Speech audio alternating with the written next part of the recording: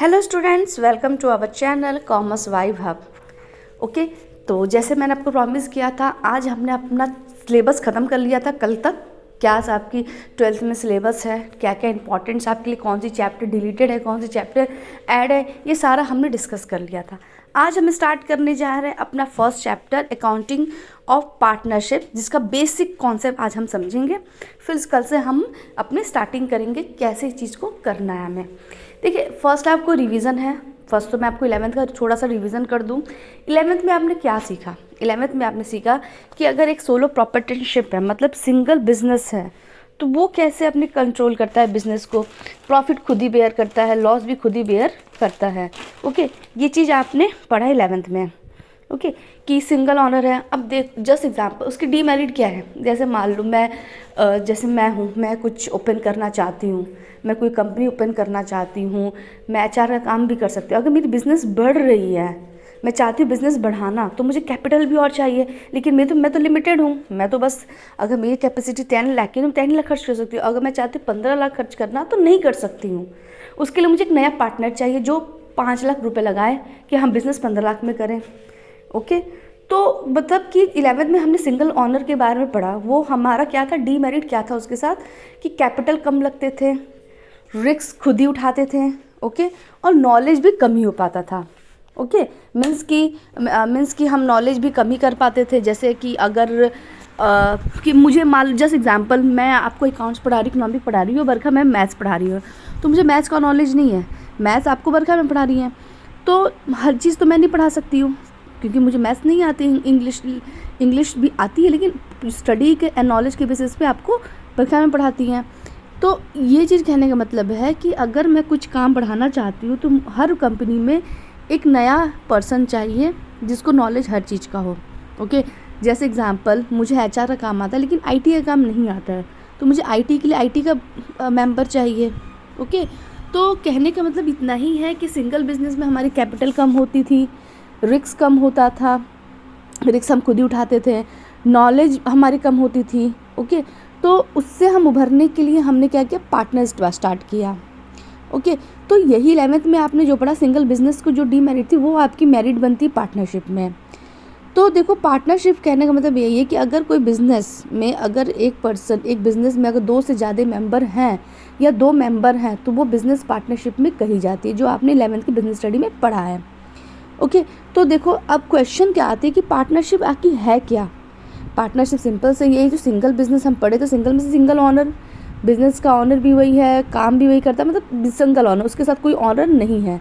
ठीक है, जो भी है वो खुद ही रिस्क लेता है, तो खुद ही कैपिटल लगाता है, खुद ही सब कुछ करता है। ठीक है, लेकिन पार्टनरशिप में क्या होती है, उस कंपनी को चलाने वाले 2 पर्सन होंगे, उसको हम पार्टनर बोलते हैं। अब पार्टनर कितने हो सकते हैं? ठीक है, according to the partnership act of 1932, आप हमेशा ये याद रखो, कौन से एक्ट में आपका पार्टनरशिप बनी है, 1932। Partnership relation between 2 and more person who have agreed to share profit and losses from partnership business carried by all and one of them acting for all। Simple से कहने का मतलब है, पार्टनरशिप हमारी वो होती है जिसमें 2 से ज़्यादा लोग काम करते हैं और वो एग्री होते हैं। सिंपल पार्टनर हो गए नहीं कि ठीक है चलो आप मेरे पार्टनर बन जाओ, लेकिन वो एग्री भी होंगे। एग्री किस में होंगे कि प्रॉफिट भी आप लोगे हमारे साथ, तो लॉस भी आप लोगे। आप मेरे साथ अगर प्रॉफिट शेयर कर रहे हो, तो लॉस भी आप मेरे साथ शेयर करोगे। ये एग्री होते हैं, तभी वो हमारे पार्टनरशिप एक्ट 1932 में काम करते हैं। तो 1932 में जो एक्ट पास हुई थी, उसमें एक रिटन डॉक्यूमेंट बनाई जाती है, उसको हम बोलते हैं पार्टनरशिप डीड। ठीक है, तो पार्टनरशिप की फ़ीचर्स क्या होती है? सिंपल से फीचर्स यही है कि as a rule stand of company rule act 2014, maximum number, simple से कहने का मतलब है कि अगर मेंबर बात की जाए, कितने मेंबर होते हैं, मिनिमम 2 होने चाहिए। क्वेश्चन भी आता है आपको, कितने मेंबर होने चाहिए, मिनिमम 2, मिनिमम आपके 2 मेंबर होने चाहिए, और मैक्सिमम आपके 50 होने चाहिए। लेकिन कब से? रूल एक्ट 2014 से। ठीक है, 2014 से आपके मेंबर मैक्सिमम 50 होने चाहिए। अगर 15 से ऊपर जा रहे हैं, मतलब कि आपकी पार्टनरशिप दूसरे में कन्वर्ट हो जाएगी। ठीक है, तो मैक्सिमम एक पार्टनरशिप में, एक कंपनी में अगर पार्टनरशिप में चल रही है, तो उसमें कम से कम मिनिमम आपके 2 और मैक्सिमम 50 होने चाहिए। Agreement between other written oral, ठीक है। देखो रिटन एग्रीमेंट जो होती है, क्वेश्चन आता है क्या ओरल चलता है? हाँ, कुछ चीज़ें आपकी ओरल चलती है, लेकिन तो हमारी मैक्सिमम कितने पार्टनर होने चाहिए? मैक्सिमम 50 होने चाहिए और आपके मिनिमम 2। अब ये क्वेश्चन आता है कि अगर किसी पार्टनरशिप में अगर किसी काम करना चाहते हो, जैसे एग्जांपल मैं और मेरा एक पार्टनर है, हम चाहते हैं कुछ इन्वेस्टमेंट करना, लेकिन मेरा पार्टनर एग्री नहीं है, तो हम नहीं कर सकते हैं। दोनों की सहमति ज़रूरी होती है बिज़नेस करने के लिए। आपको केस स्टडी का क्वेश्चन आ सकता है आपकी सीयूटी में भी और आपके बोर्ड में भी, कि एक दो पार्टनर, जैसे एग्जांपल एक दो पार्टनर हम बिज़नेस चला रहे हैं, XYZ कंपनी है चला रहे, एक पार्टनर है राहुल, एक पार्टनर है अमित, और दोनों बिज़नेस चला रहे थे। फिर ये हुआ कि जो राहुल है वो इन्वेस्टमेंट बढ़ाना चाहता है, लेकिन पार्टनर अमित जो नहीं चाहता है। तो क्या ये बिज़नेस मतलब ये एग्रीमेंट बनेगी? नहीं बनेगी, क्योंकि दोनों की सहमति बहुत ज़रूरी है, तब भी पार्टनरशिप चलती है, अदरवाइज़ नहीं बनती है, कोई काम नहीं होता है। तो यही कहा जा रहा है कि इस partner cat business in principal as well as the agent for all other partner. Liabilities is partner not limited. देखिए मतलब कि कैपिटल लिमिटेड नहीं है। अगर 2 पार्टनर की कैपेसिटी है तो कैपिटल लगा सकते हैं। अगर लगता है कि और पार्टनर की ज़रूरत है और कैपिटल की ज़रूरत है तो नया पार्टनर भी लेके आते हैं। अब ये चीज़ आती है पार्टनरशिप डीड। पार्टनरशिप डीड क्या होती है? एक रिटन डॉक्यूमेंट होता है, ठीक है। रिटन डॉक्यूमेंट होता है जिसमें सारी चीज़ लिखी होती है। मीन्स अब क्या क्या लिखी होती है कि सबसे पहले पार्टनरशिप डीड होती क्या है। सिर्फ आप पहले ये चीज़ समझो, पार्टनरशिप डीड क्या होती है। पार्टनरशिप डीड जो होती है एक रिटन डॉक्यूमेंट होता है। जैसे एग्जांपल कि ठीक है, मैं ए और बी एक पार्टनर है। ए और बी ने डिसाइड किया कि हम पार्टनरशिप डीड बनाएंगे। पार्टनरशिप डीड हमारी बनेगी, उसमें क्या होगी कि दोनों की प्रॉफिट शेयर कितनी है, दोनों ने कैपिटल स्टार्टिंग बिजनेस में कितना लगाया, ओके, नेचर ऑफ बिजनेस क्या है, प्रॉफिट शेयर कितनी करेंगे, इंटरेस्ट ऑन कैपिटल कितनी होगी, पार्टनर को सैलरी कितनी मिलेगी, पार्टनर को भी सैलरी दी जाती है, ओके, तो सैलरी कितनी मिलेगी, कमीशन कितना मिलेगा, इंटरेस्ट ऑन कैपिटल कितना मिलेगा, इंटरेस्ट ऑन ड्राइंग कितना मिलेगा। ये सारी जो वर्ड अभी बता रही हूँ उसको मैं आगे एक्सप्लेन करूँगी। बस अभी आप इतना समझो कि पार्टनरशिप डीड एक रिटन डॉक्यूमेंट होती है जिसमें पार्टनर एक दूसरे से क्या शेयर कर रहे हैं कंपनी में, फार्म में, ये सारी चीज़ें उसमें लिखी होती है कि उनको वो कितना प्रॉफिट शेयर करेंगे। ए को कितना मिलेगा, बी को अगर मेरे 5 पार्टनर है तो पाँचों को कितनी प्रॉफिट शेयरिंग रेशियो दी जाएगी। तो ये सारी चीज़ें किसमें लिखी होती है? पार्टनरशिप डीड में। पार्टनर को सैलरी कितनी मिलेगी, पार्टनर को कमीशन कितना मिलेगा, बोनस कितना मिलेगा, ये सारी चीज़ें लिखी होती है आपकी पार्टनरशिप डीड में, जिसको हम रिटन डॉक्यूमेंट लिखते हैं। और रिटन डॉक्यूमेंट पे तभी साइन होती है, मतलब कि पार्टनरशिप डीड पे तभी सिग्नेचर पार्टनर करते हैं जब वो सारी बातों से एग्री होते हैं।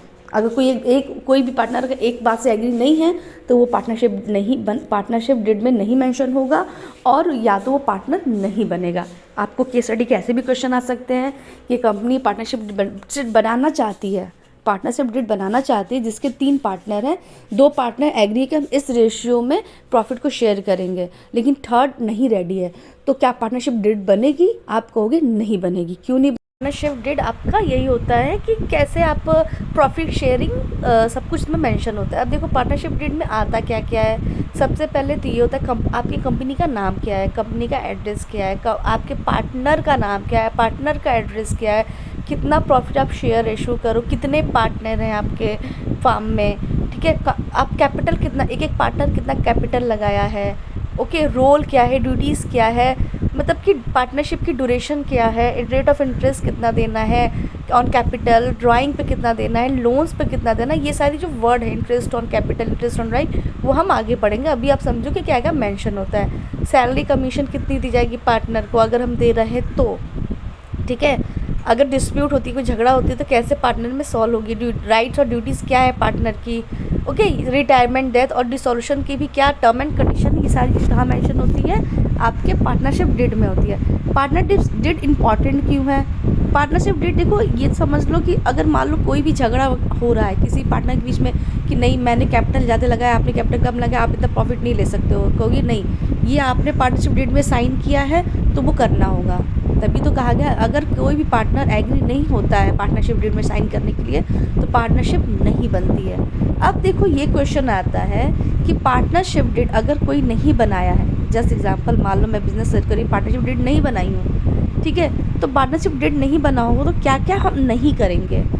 इंटरेस्ट ऑन कैपिटल हम मेंशन नहीं करेंगे डीड में, ठीक है। हम इंटरेस्ट ऑन कैपिटल नहीं मेंशन करेंगे अपने डिड में। जैसे आप देख सकते हो यहाँ पे लिखा हुआ है कि हम अगर पार्टनरशिप डिड हमारी नहीं बननी होगी तो हम क्या करेंगे, हम इंटरेस्ट ऑन कैपिटल नहीं मेंशन करेंगे, इंटरेस्ट ऑन ड्राइंग भी हम मेंशन नहीं करेंगे।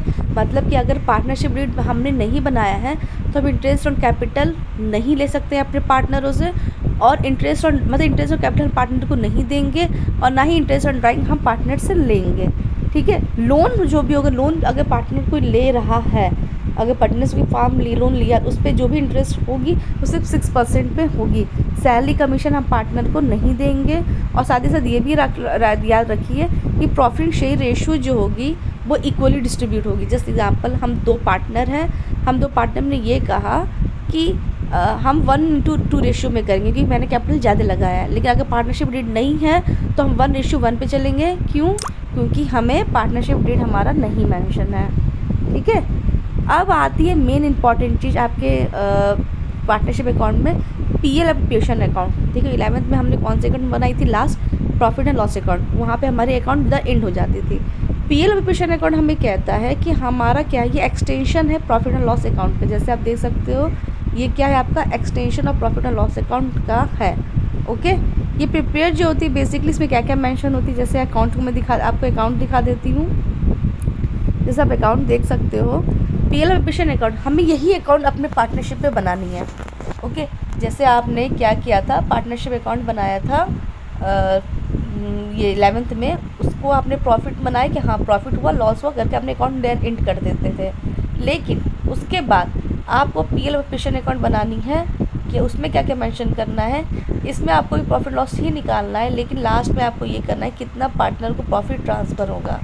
इसमें क्या क्या मेंशन होती है, इंटरेस्ट ऑन कैपिटल, पार्टनर की सैलरी, पार्टनर की कमीशन, पार्टनर का बोनस और रिजर्व जो होती है कंपनी के एक तरह से पैसा खर्ची होता है क्योंकि वो बिज़नेस के लिए पर्पस में रखता है। ठीक है। फिर आती है यहाँ पे क्या आप क्रेडिट साइड मेंशन करोगे, नेट प्रॉफिट जो आपकी पीएल अकाउंट में होती है, जो पीएल अकाउंट की डेबिट साइड में होती है वो यहाँ पे ट्रांसफ़र होगी। पार्टनर को हमने इंटरेस्ट ऑन ड्राइंग कितना लिया है पार्टनर से वो यहाँ मेंशन होगी। जो बेनिफिट होगी ये नॉमिनल नेचर पे काम करता है, डेबिट वॉट्स गोस और क्रेडिट वॉज कम इन। ठीक है। तो अगर पूछा जाए पीएल अकाउंट किस नेचर पे काम करता है तो नॉमिनल अकाउंट पे नेचर पे काम करता है। अब हम कल डिस्कस करेंगे पीएल और पेशन अकाउंट जो आपके लिए ज़रूरी है, और 11 आपके 12th का फर्स्ट चैप्टर से यही अकाउंट सबसे इम्पॉर्टेंट है, तो इसके बारे में हम कल डिस्कस करेंगे।